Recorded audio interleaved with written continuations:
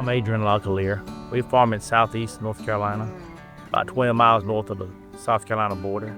It's a family farm, a second generation, for about 4,000 acres. We've got corn, soybeans, wheat, and occasionally some rapeseed. We started planting cover crops around 2013.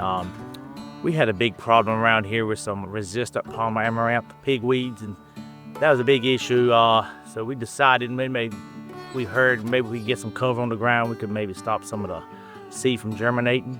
That's one of the reasons we done it. In our sandy soils down here, we're trying to build some organic matter. We definitely have seen the difference in our soil till. Down here, we have a hard pan about 12 inches down that we usually have to run a ripper through. But we have seen our dirt loosen up by keeping live roots to it all throughout the winter and a majority of the year.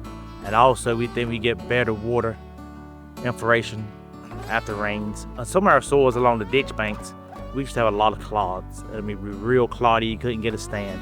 And we noticed with less tillage and adding the cover crop to the roots that soil tilth has really changed. We don't have that issue that we once had. There's gonna be challenges. Don't put your whole farm in it. Well, I wish somebody would have told me, hey, really think about what you're gonna do. Because I was a person who went all the way in. It's gonna slow down your planting operation. For us, it does. Down here in the morning, we get a lot of heavy dews. And we can't go cut through that straw with our planter, so we have to let it dry out some. So we're gonna lose some productivity.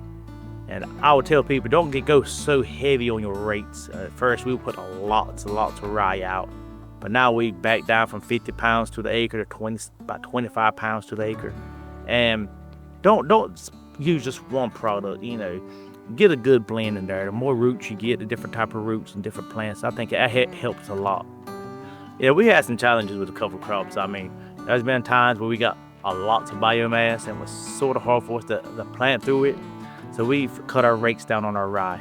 And another thing we had to learn, we can't go in the field too early in the mornings because we have lots of heavy dews and it's hard to cut through that rye if it's damp. So we have to wait and let it dry out some. And some of the other things I have seen, sometimes planting into it green with a standing might be a little easier than actually killing it and going through it. I have seen times where that worked really well, but down here sometimes we worry about moisture retention. If we go to a dry spell, we have to go ahead and terminate it. But if it's not, you planting it green standing pretty easily.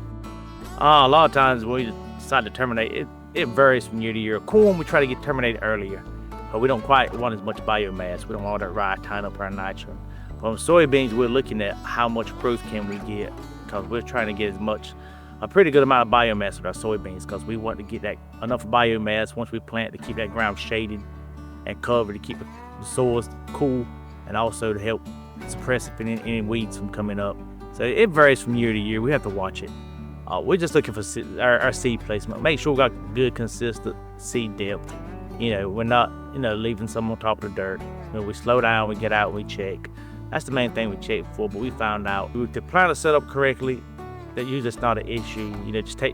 Sometimes you slow down, you don't run as fast.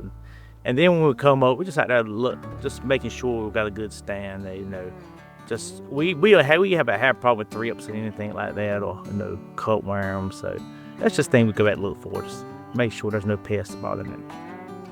If I had advice for farmers who's just starting out for their first year, don't do your whole farm.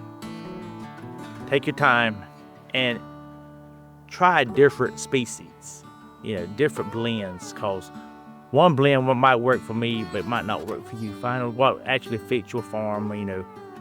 Some people like oats, some people like rye, some people like clover or vetch, and some don't. Just try different species and don't give up after 1 year, because this is a multi-year process. Finding it out and getting your soil good. It takes time. Just take 20% of your acres or something and start there and fine tune it the way you want it. Take your time, find out what works for you.